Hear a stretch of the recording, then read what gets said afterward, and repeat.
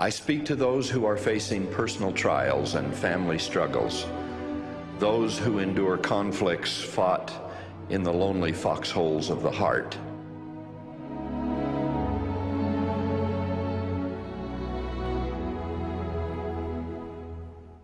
To all such I offer the surest and sweetest remedy that I know.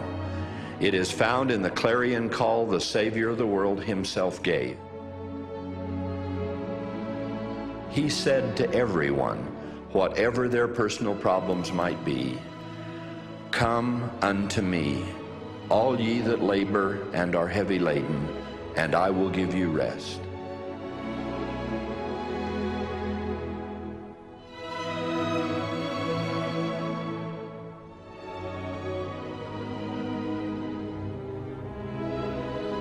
You will all know something of the experience the prophet Joseph Smith and his brethren had during the winter of 1838-39.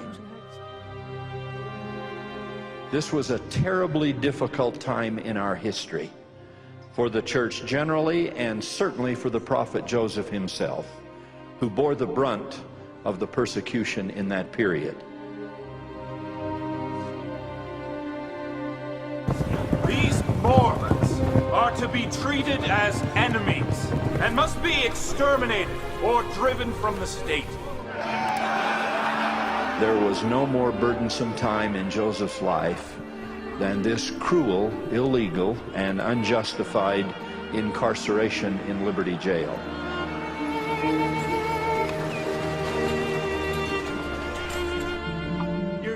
They arrived in Liberty on December 1st, 1838, just as winter was coming on.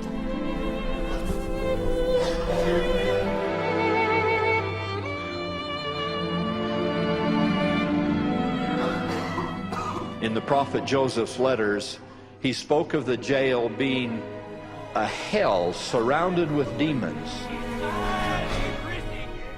On as many as 4 occasions, they had poison administered to them in their food, making them so violently ill that for days they alternated between vomiting and a kind of delirium, not really caring whether they lived or died.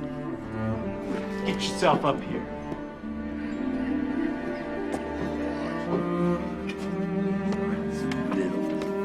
It's been weeks now, Joseph. How long? I don't know. You're trembling. Don't worry about me, Emma. How are the children? They miss you.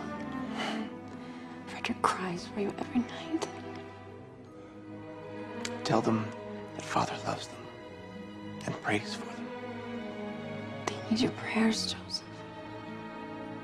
What they really need is you. And what about you, Emma? What do you need?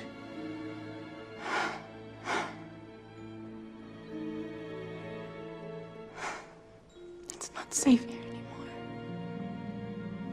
I should take the children and go.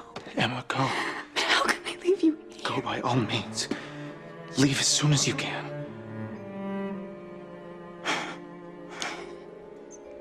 Has God forsaken us?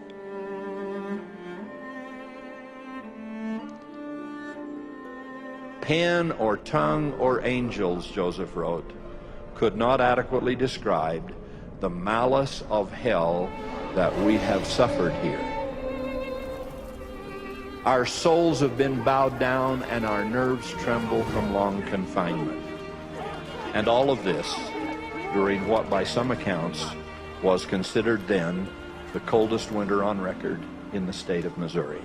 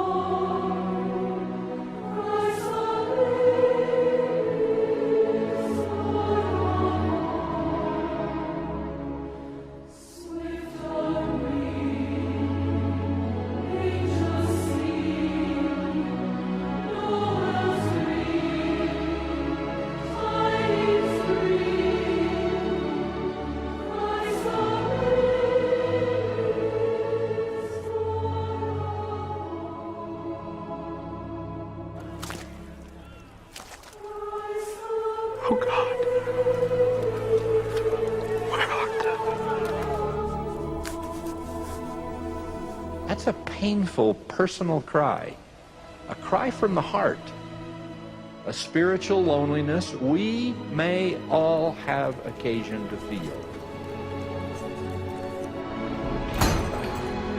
But whenever these moments of our extremity come, we must not succumb to the fear that God has abandoned us or that He does not hear our prayers. The Savior reminds us that He has graven us upon the palms of His hands.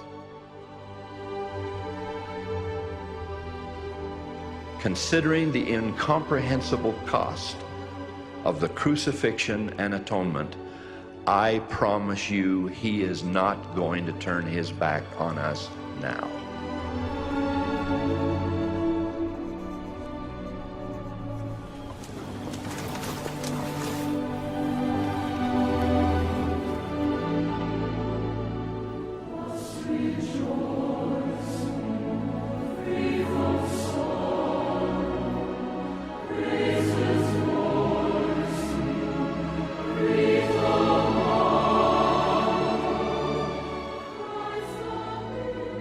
When lonely, cold, hard times come, He is there.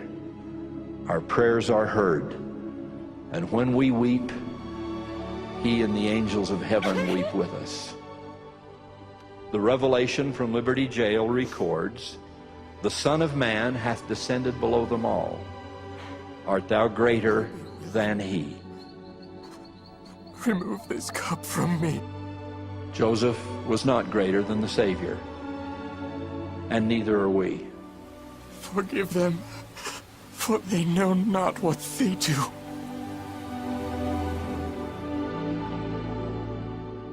Into this dismal dungeon and this depressing time, the voice of God came, saying, "My son, peace be unto thy soul. Thine adversity and thine afflictions shall be but a small moment. And then, if thou endure it well, God shall exalt thee on high." Oh, Joseph. Oh, you got away. They let us go. Joy to the world, the Lord is come. Let earth receive her King. Of this Christmas witness, I am a witness.